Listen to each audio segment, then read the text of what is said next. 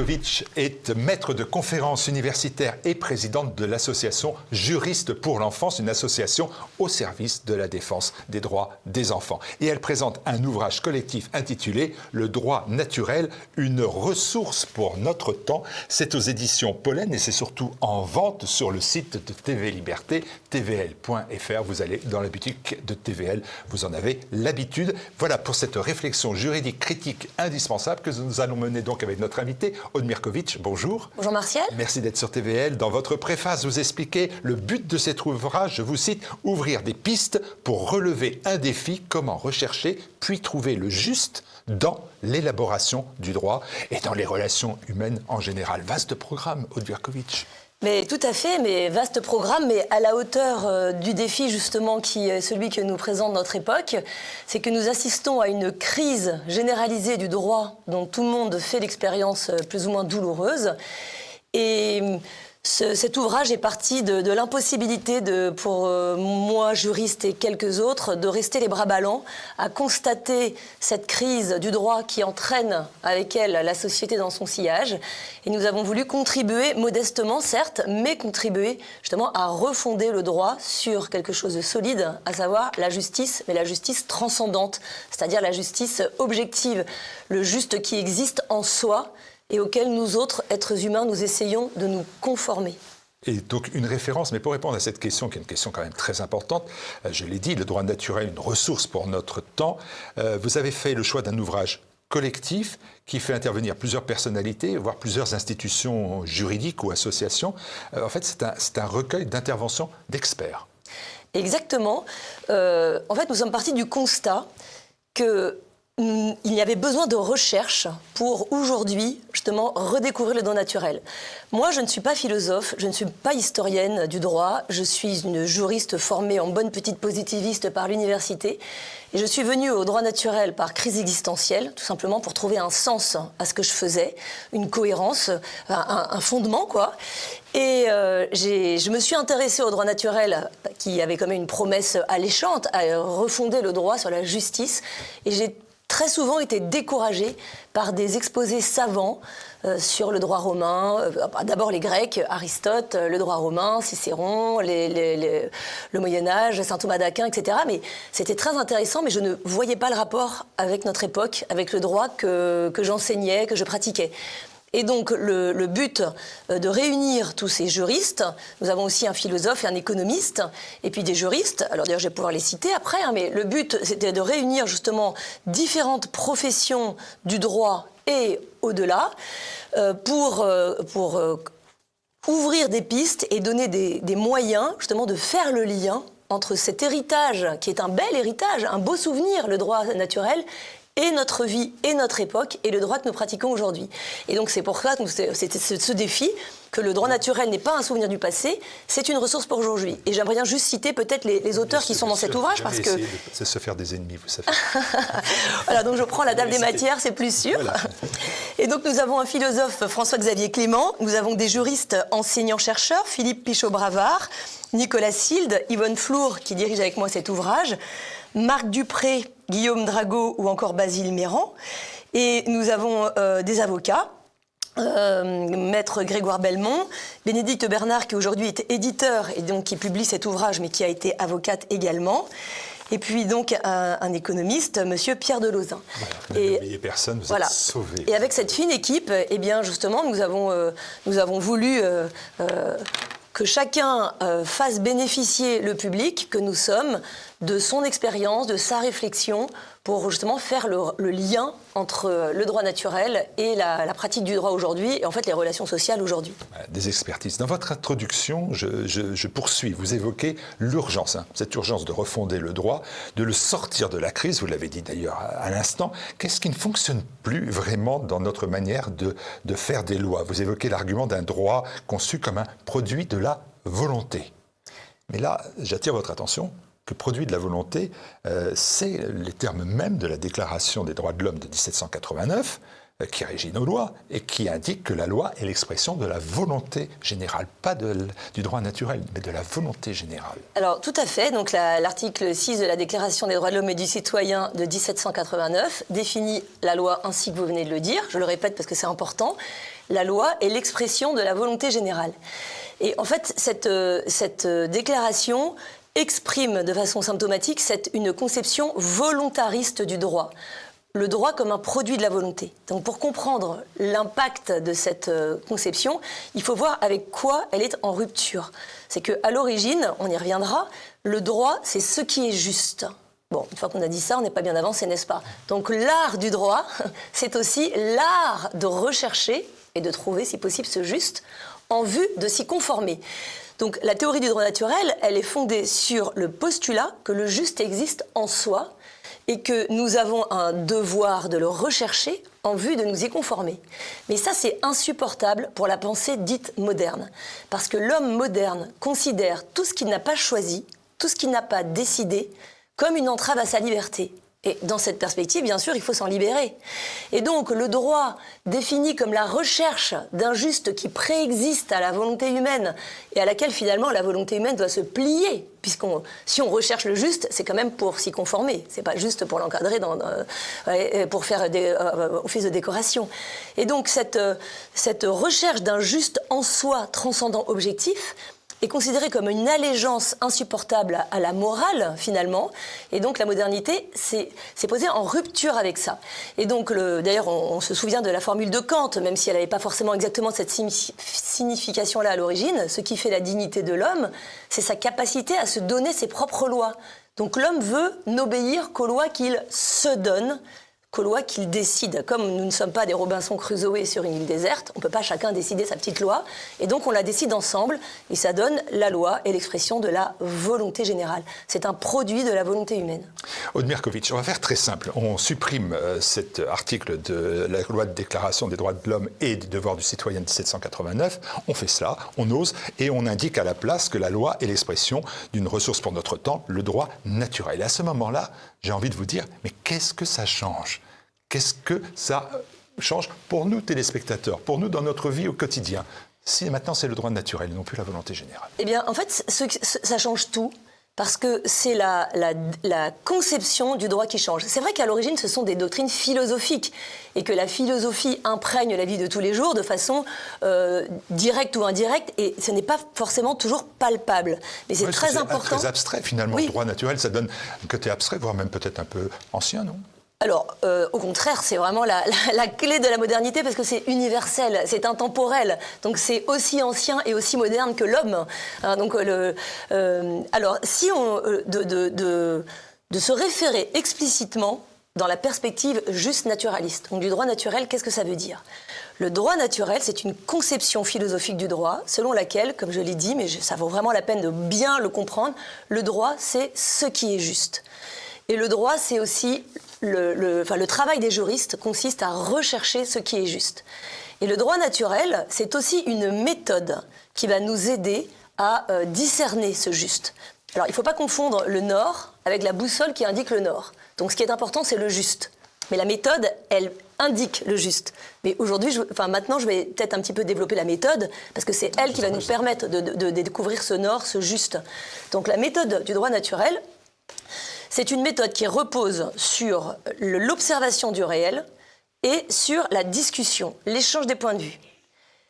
Mais c'est une méthode aussi qui est finalisée. C'est que le but, c'est pas juste une technique, c'est qu'elle a un objectif. Et cet objectif, c'est de discerner ce juste qui suppose d'accepter qu'il existe. Vous voyez, lors des derniers états généraux de la bioéthique, le président du comité d'éthique, Jean-François Delfrécy, avait dit dans un entretien qui est resté célèbre « Je ne sais pas ce que c'est que le bien et le mal. Mon rôle n'est pas de dire ce qu'est le bien et le mal. Le comité national d'éthique n'est pas là pour dire ce qu'est le bien et le mal. » Et on ne lui en veut pas du tout de ne pas savoir ce que c'est que le bien et le mal. Quand on a affaire à des technologies innovantes, etc., l'effort de discernement est nécessaire. Mais en revanche, ce qu'on lui demande, c'est de le rechercher. Parce que si le comité d'éthique n'est pas là pour nous dire ce qui est éthique, pour nous aider à le discerner, en fait, il sert à quoi ? Et justement, vous voyez, cette institution s'est privée à priver ces débats de finalité. Ils ne sont pas là pour dire ce qui est éthique ou ce qui ne l'est pas. Alors, ils sont là pour discuter, mais en fait, discuter de quoi ? Donc, il n'y a pas d'objectif. Et en fait, c'est cet objectif-là qui change tout. Mais la méthode, elle est aussi très intéressante, parce que la méthode, c'est donc l'observation du réel et l'échange des points de vue. L'observation du réel, c'est pas chercher les préceptes du droit naturel dans les étoiles. Le droit naturel ne fournit pas un ensemble de règles. D'ailleurs, c'est parfois une déception, mais c'est comme ça. Observer le réel, c'est bénéficier de cette chance que nous avons d'arriver à un moment de l'humanité qui n'est quand même pas le début. Donc on a une certaine expérience quand même. Donc on va regarder, on va observer qu'est-ce qui marche pas, pourquoi. Et donc tirer les leçons de l'expérience, du présent et du passé, mais aussi se projeter, et ça c'est très important. C'est-à-dire que quand on a des décisions à prendre, on a tout un panel de possibilités, de faire l'effort d'aller anticiper les conséquences prévisibles des différentes possibilités. Techniquement, ça s'appelle une étude d'impact. Normalement, l'Assemblée nationale doit passer tous les projets de loi, toutes les propositions de loi au crible d'une étude d'impact. Mais elles sont de plus en plus bâclées aujourd'hui et mal faites. D'ailleurs, c'est pourquoi Joris pour l'enfance s'attelle à la tâche d'envoyer aux députés et aux sénateurs des études d'impact de substitution. Et donc ça s'appelle l'observation du réel. Et à partir de là, ensuite, on va discuter, on va échanger les points de vue. Ça paraît évident, mais on voit bien aujourd'hui comme notre société ne sait plus discuter. L'échange des points de vue, on pourrait appeler ça le brainstorming si on veut, ça enrichit toujours un point de vue. On part avec une idée, et puis d'entendre les points de vue des autres ou d'entendre les remarques sur notre propre idée oblige toujours à approfondir, à affiner. Et d'ailleurs, dans les tribunaux, la collégialité des juridictions, justement, est le cadre qui permet cet échange des points de vue. C'est pourquoi la multiplication des juges uniques, pour des raisons d'économie budgétaire, en fait, est très préjudiciable à la justice, je pense. Voilà. Donc on a l'observation du réel assortie de l'échange des points de vue, avec la finalité, donc tout le monde est d'accord, que nous recherchons non pas ce qui va nous arranger, ce qui va nous rapporter de l'argent, ce qui va nous faire plaisir. On est même prêt à renoncer à nos préférences dans la recherche du juste. Voilà, ça c'est la méthode du droit naturel. Et c'est ça qu'on propose. Ça aboutit à quoi ?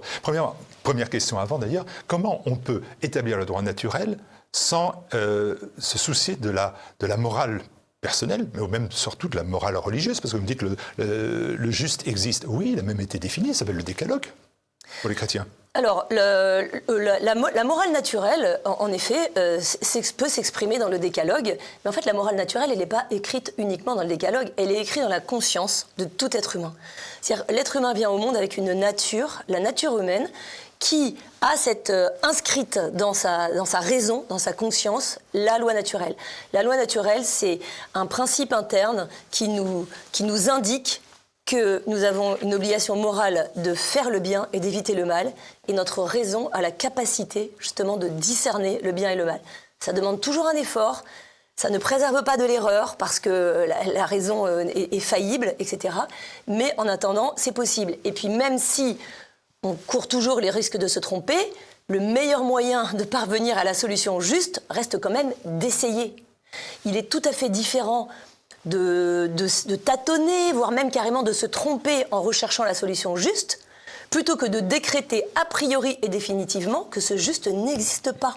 Or, c'est aujourd'hui sur ce fondement qu'est bâti notre système juridique. La loi refuse toute norme supérieure à la volonté humaine qui puisse servir de référence et de critère de valeur. Pardonnez-moi, vous n'avez toujours pas répondu directement à ma question. Quel est le profit que j'en tire, moi, contribuable, citoyen, votre compatriote ? Qu'est-ce qui fait qu'aujourd'hui, en rétablissant le juste et l'ordre naturel, ça peut me bénéficier dans la façon dont je vis à travers la justice en France? Alors déjà, la recherche d'une solution juste, en acceptant déjà qu'elle existe en soi, qu'on la recherche, fondée sur cette méthode de l'observation du réel, de l'échange des points de vue, ne garantit pas, encore une fois, qu'on trouve toujours la solution juste, mais enfin, au moins, elle situe tout le monde, tous les justiciables que nous sommes, dans cette recherche commune, justement, d'un juste transcendant objectif. Et donc, elle nous préserve, en tout cas, elle offre déjà au moins des outils pour nous préserver de l'idéologie. Parce que quand on recherche le juste, on est prêt à changer d'avis, on est prêt à rectifier. Quand on est dans l'idéologie, et en fait, on ne rectifie pas. Regardez, aujourd'hui, on voit, je peux prendre un exemple, on a la révision de la loi bioéthique qui va bientôt arriver, il y a la question de l'infertilité, de la procréation médicalement assistée, la gestation pour autrui, toutes ces technologies reproductives, etc. L'observation du réel nous indique qu'un des problèmes majeurs dont découle l'infertilité, c'est le recul de l'âge de la procréation. Bon, eh bien, une fois qu'on constate ça, si on en tire des conclusions pratiques, on va aider les gens à pouvoir avoir des enfants plus tôt, sans être contraints par des objectifs professionnels, le fait que les jeunes n'ont pas de quoi gagner leur vie, et donc qu'ils reportent les projets d'enfants, etc.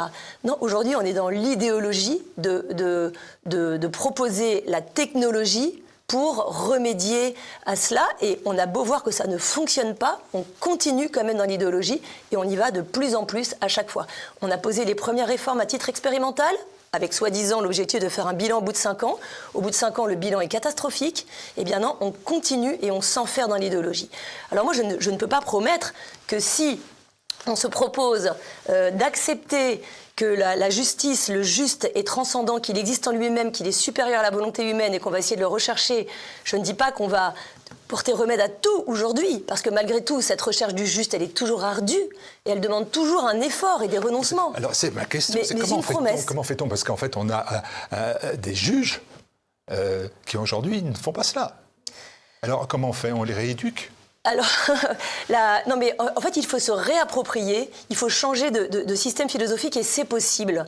Parce que déjà, la méthode du droit naturel, l'observation du réel, passé, prospective dans le futur, l'échange des points de vue, c'est une méthode qui est valable, y compris si on pense que le droit est un produit de la volonté. Parce que tant qu'à faire, autant que la volonté décide quelque chose de correct et de cohérent.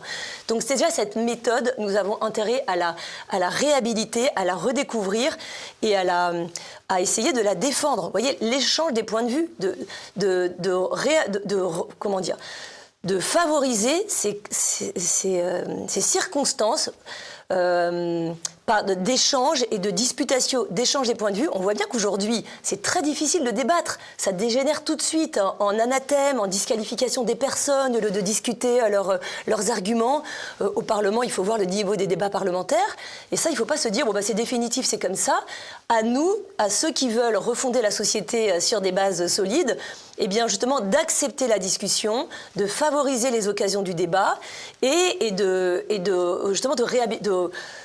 êtes conscient que dans la justice, c'est quand même l'endroit où c'est le plus difficile, parce que s'il y a bien un endroit où l'idéologie s'est installée, c'est bien dans la justice française. C'est vrai, mais notamment française. Et c'est vrai qu'en plus de ça, se référer au droit naturel, au juste objectif, ça n'est même pas tellement nécessaire. On n'est pas obligé de le faire tout le temps, on n'est pas obligé de le faire de façon explicite, parce qu'en réalité, ça correspond à une intuition que tout le monde en soi. D'ailleurs, la preuve, une fois qu'on a dit que la loi était l'expression de la volonté générale, en fait, on a créé un vide existentiel en coupant le droit de son fondement. Ce qui lui donne sa légitimité, c'est qu'il est juste. C'est pour ça qu'il est droit. S'il n'est pas juste, saint Thomas d'Aquin dit que c'est même pas une loi. Il ne mérite pas le nom de droit.